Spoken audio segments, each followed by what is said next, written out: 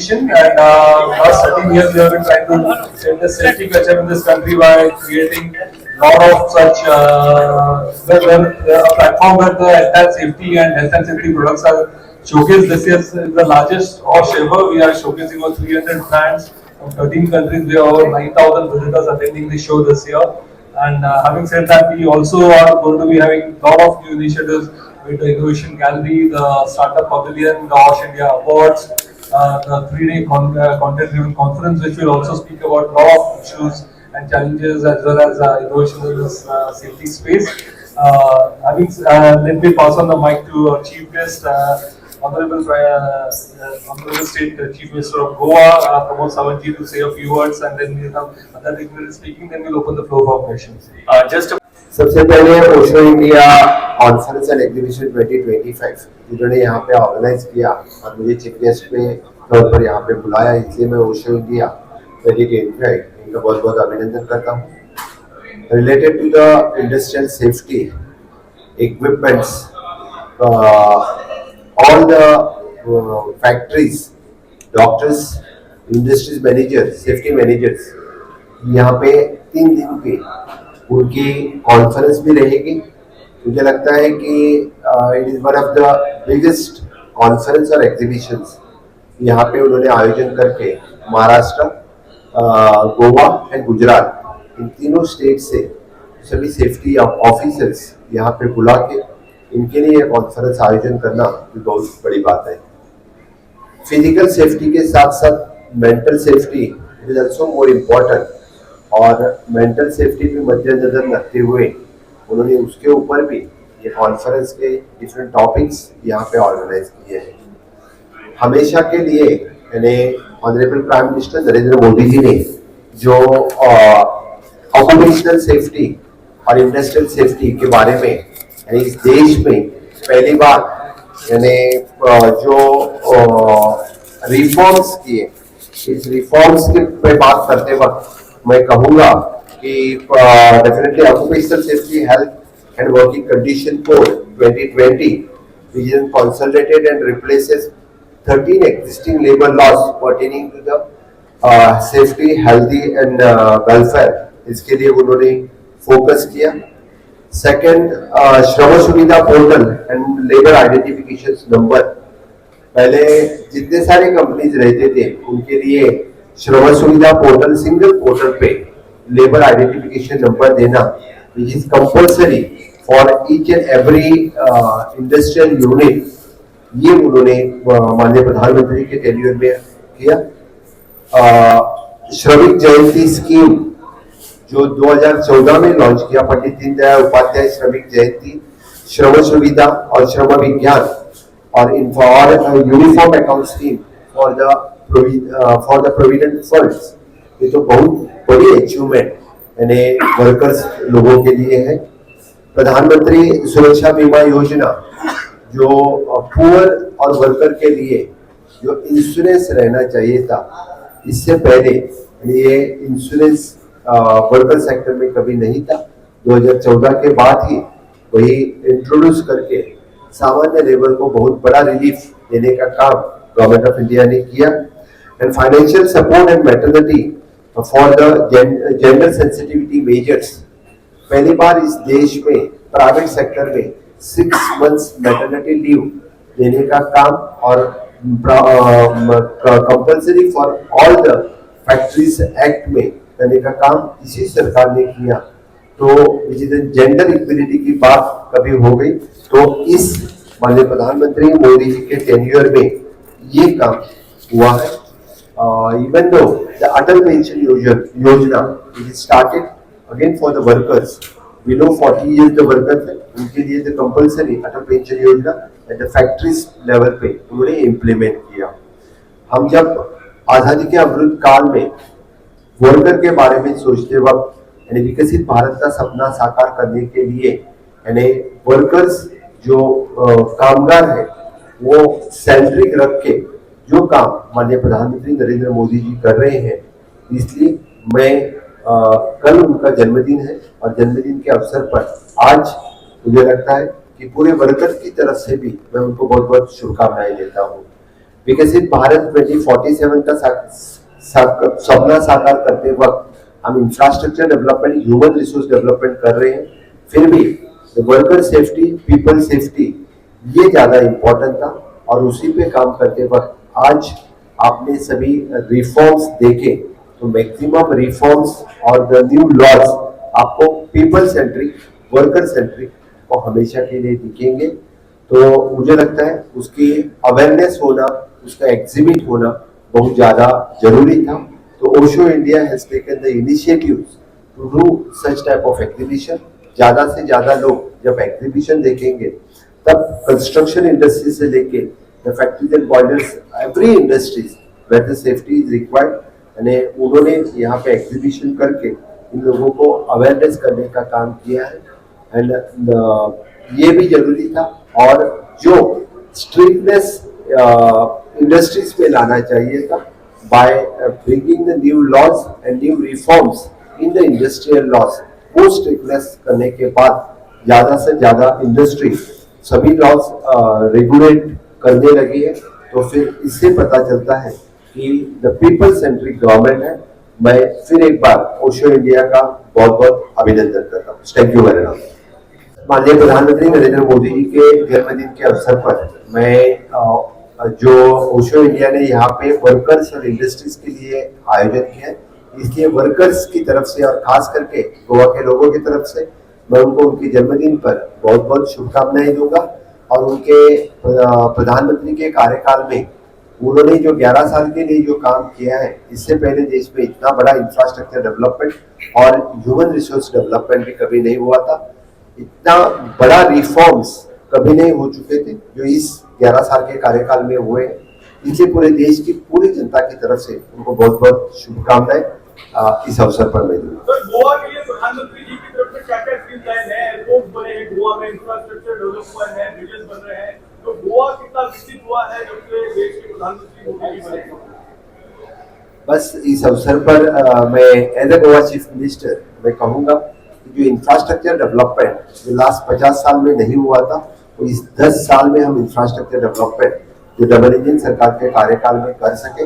Airport से लेके tourism से लेके medical facilities, hospitals and everything is only and only possible during the double engine सरकार of the this 10 years of the government. Sir, एक सवाल है मेरा कि हम इस सब तेजस्वी वाले राहुल गांधी आरोप लगाते रहते हैं। तो डेफिनेटली ये हमारा 13वां प्रयास है। फर्स्ट ऑफ मेरे बाजू में बैठे गोवा के chief inspector of factories and boilers government of Goa, Anant Pangam ji. ये गोवा का एक बड़ा मिशन लेके आए, यहाँ पे सीएम भी आए थे गोवा के। आई थिंक ये हमारा जो प्रयास है 13वां प्रयास है। And entire purpose is to enhance safety culture in the country, कि जैसे सेफ्टी कैसे, इंडस्ट्रियल सेफ्टी कैसे स्प्रेड किया जाए। तो ये एक बहुत इम्पोर्टेंट टॉपिक हो रहा है। जैसे इंडिया $5 बिलियन इकोनॉमी हो रही है, उसके लिए इंडस्ट्रियल सेफ्टी एक बहुत इम्पोर्टेंट रोल प्ले करता है। और ये इंडस्ट्री जो अभी $2.7 बिलियन की इंडस्ट्री है, ये डबल होने वाली है, अराउंड $5 बिलियन जा रही है बाय 2033। उसमें एक ओश इंडिया का एक बहुत इंपॉर्टेंट योगदान रहा है, जो इंडस्ट्री को एक ऐसा बड़ा शोकेस हम लोग देते हैं जहाँ पे सारे देश विदेश से जो सेफ्टी रिलेटेड प्रोडक्ट्स है, पीपीई प्रोडक्ट्स है, टेक्नोलॉजीज है, उनके सर्विस प्रोडक्ट्स है, वो सारे एक प्लेटफॉर्म पे मिले, प्रोडक्ट से डिस्प्ले हो। हम लोग स्टार्टअप्स के लिए अलग अलग रोल दे रहे हैं। इन एडिशन टू दैट हम लोग यहाँ पे अवार्ड्स करते हैं। हम यहाँ पे इनोवेशन जोन किया हुआ है। अलग अलग कॉन्फ्रेंस, जो 3 दिन का कॉन्फ्रेंस है, उसमें सारे सेफ्टी रिलेटेड जो इश्यूज है, जो चैलेंजेस है, जो सॉल्यूशंस है, वो सारे डिस्कस एमिनेंट स्पीकर्स देश विदेश से आए हुए हैं। सो ये प्लेटफॉर्म है हम सेफ्टी को बढ़ाने के लिए। और नरेंद्र मोदी जी, हमारे ऑनरेबल प्राइम मिनिस्टर जी का बर्थडे है कल, तो हमारे तरफ से उनके लिए छोटी सी भेंट है जो सेफ्टी के लिए बढ़ावा दीजिए। जहाँ पे इंडिया का मेक इन इंडिया से बहुत बड़ा एक डेवलपमेंट हो रहा है, वहाँ पे हम लोग एक सेफ्टी कल्चर बिल्ड करना चाहते हैं। टोटल कितनी कंपनियां पार्टिसिपेट कर रही हैं यहाँ पे और कौन से देश से? सो टोटल 300 से ज्यादा ब्रांड्स हैं और पहली बार इतने 13 कंट्रीज से ज्यादा more than 13 countries are participating this year. और 9000 से ज्यादा ट्रेड रिलेटेड आपके विजिटर्स एक्सपेक्टेड है 3 दिन में। Czech Republic, Germany, USA. Countries. So we have companies from Czech Republic, Belgium, France, UK, US, तो इस तरह से 13 अलग अलग कंट्री से डायरेक्ट पार्टिसिपेशन है शो के अंदर। मेकिंग इंडिया को कितना सपोर्ट मिलता है इस तरह के एग्जीबिशन से, उसके बारे में जरा Maybe you don't know. You can mention. Okay. So maybe Mahesh Pura. Yeah. So Make in India में definitely एक बड़ा इम्पेटस है। आज यहाँ पे इंडियन की मैन्युफैक्चरिंग इंडस्ट्री बहुत बड़ी है। यहाँ से इंडिया से एक्सपोर्ट भी बहुत हो रहे हैं यूरोपियन कंट्रीज में, अमेरिका में और बाकी मिडिल ईस्ट में बहुत सारे एक्सपोर्ट हो रहे हैं। स्पेशली पीपीई किट जो है हमारी एक बहुत बड़ी इंडस्ट्री है। सेफ्टी शूज में हमारी बहुत, लेदर की जो है हमारी इंडस्ट्री बहुत बड़ी है। सो यहाँ से मास प्रोड्यूस करके एक्सपोर्ट करने के लिए इंडिया एक बहुत बड़ा मैन्युफैक्चरिंग बेस बना हुआ है। और इसमें आपकी जैसे ये जो सेफ्टी के शूज जूते बनते हैं, भारत सबसे ज्यादा मैन्युफैक्चर करता है पूरे वर्ल्ड के अंदर में। तो जो छोटी छोटी इकाइयां हैं जो सेफ्टी टोज बनाती हैं, लेसेस बनाती हैं, जिप बनाती हैं, उनका काफी ज्यादा योगदान है मेक इन इंडिया के अंदर में। तो ये जो कंपोनेंट्स हैं ये देश विदेश में अलग अलग देशों में जाता है इंडिया से। सर इस बार क्या कुछ नया है सिक्योरिटी को लेकर, क्योंकि स्टेज पर कहा जा रहा था कि जब हम पैदा होते हैं और जब हमारी आखिरी सांसें होती हैं तब तक हम सुरक्षा के बीच रहते हैं, तो इस बीच में क्या आपको भी कहा यह भी जाता कि हम हमेशा अपडेटेड हैं, हमेशा नई नई टेक्नोलॉजी आती रहती है, इस बार क्या कुछ नया? सो नए प्रोडक्ट्स में हर साल जैसे नए प्रोडक्ट्स आते ही रहते हैं, latest equipment, nice modern material, but इस टाइम आप देखेंगे तो वेरिएबल डिवाइसेस है, एआई ड्रिवन सॉफ्टवेयर है, जहाँ से आप सेफ्टी के लिए ऑलरेडी जैसे प्रिवेंशन इज बेटर देन, जो उसको ट्रैक कर सके, पूरा वर्कर सेफ्टी पहले ट्रैक हो जाए, प्रिवेंशन। अभी जो मोटो चल रहा है कि जीरो एक्सीडेंट्स, तो I think the companies are aiming, industries are aiming to have zero accident thing. Of course ये पॉसिबल नहीं है, बट ये जो अभी आर्टिफिशियल इंटेलिजेंस के सॉल्यूशन जो आए हुए हैं या वेरिएबल डिवाइसेस है, वो देख के वो पहले ही पता चलेगा कि क्या हो रहा है, तो उससे आप ये एक्सीडेंट्स अवॉइड कर सकते हो। वैसे नए प्रोडक्ट्स आज डिस्प्ले में है। Any more products you want to talk about? हमारे पास सेफ्टी हेलमेट है जिसमें एसी लगा हुआ है। सो अगर कोई कंफाइंड स्पेस में नीचे काम करने जाता है माइंस के अंदर में, तो वो सेफ्टी हेलमेट ऐसा काम करता है कि आपको गर्मी नहीं लगती। So it helps you to keep cool. So that's what is going to be displayed here. उसके अलावा हमारे पास गैजेट है टाटा कम्युनिकेशन, हम एक वॉच है, अगर वो कंफाइंड स्पेस में आप नीचे पहन के जाते हैं तो आपका मैनेजर जो ऊपर बैठा है उसके पास EEG अपने आप सप्लाई करता है, which is a very unique kind of a product which is displayed in this show. और हमारे यहाँ पर पूरा इनोवेशन प्रोडक्ट गैलरी भी बना हुआ है, तो डेफिनेटली वहाँ पे जाइए। 10 से ज्यादा अलग इनोवेटिव प्रोडक्ट्स है जो पहली बार ये पूरे मार्केट में आ रहे हैं। हमारा जो डिपार्टमेंट का फंक्शन है is more of ensuring that industries comply with the legal requirement. So for us also it's like a learning or a platform to see क्या technological क्या advancement हो रहे हैं in the industrial safety and health.